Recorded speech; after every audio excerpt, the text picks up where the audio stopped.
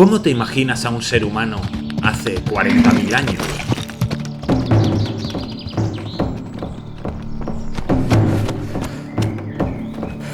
Esta es la imagen típica que se nos viene a la cabeza.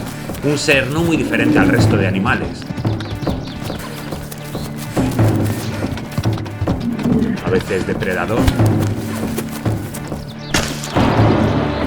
Y a veces presa.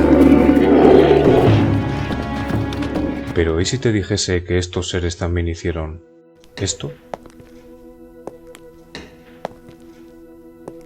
Parece sorprendente, ¿verdad?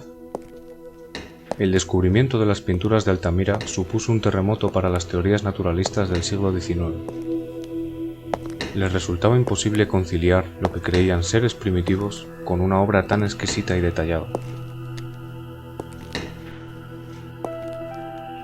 Monos con pinceles, decían, al oír hablar de estas pinturas.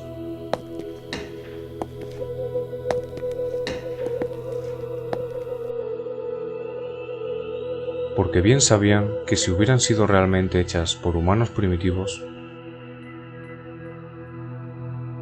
todo lo que creíamos saber sobre nosotros mismos debía ser corregido.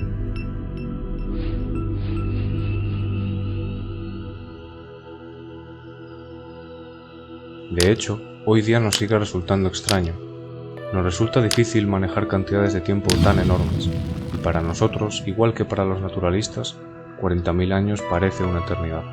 Y sin embargo, los expertos confirman que comenzamos a decorar objetos hace más de 70.000 años.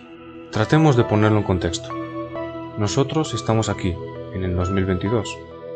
La Capilla Sixtina está por aquí, la Mezquita de Córdoba, el Partenón, las pirámides, la civilización sumeria y las pinturas rupestres. Ahora vamos a situar el primer registro fósil de un Homo sapiens. Ahora los monos con pinceles no parecen estar tan lejos.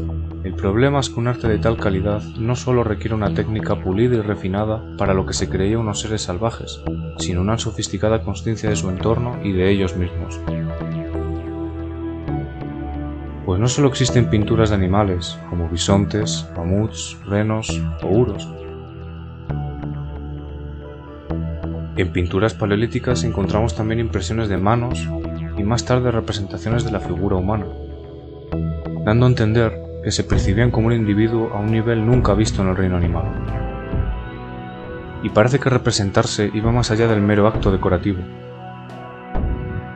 Parece haber una finalidad que les empujó a fijar estas imágenes y nos hace preguntarnos, ¿para qué pintamos? Pensemos, por ejemplo, en el acto de la caza en el Neolítico, un acto de cuyo éxito depende la supervivencia del grupo, un acto en el que los cazadores pueden morir o quedar gravemente heridos. Toda la ayuda que puedan conseguir, real o imaginada, es bienvenida. No es extraño que las cacerías sean protagonistas del arte rupestre. ¿Pero qué significan estas pinturas? ¿Eran estas pinturas una forma de conjurar el futuro? ¿Una forma de rezo o vudú que debilitaría a la víctima y favorecería a los cazadores? Si el espíritu del animal era abatido en la pintura, ¿no haría esto que el animal fuera abatido en la realidad? ¿O eran una forma de congraciarse con las víctimas? Un bisonte es obviamente más poderoso que un ser humano. ¿Serían estas pinturas una forma de identificarse con el animal y de esta manera adquirir su fuerza? ¿O se trata tan solo de un relato, una forma de explicar a la tribu el sagrado acto de la caza? ¿O tal vez era todo esto unido? Hoy día todos estos comportamientos están presentes en nuestra realidad.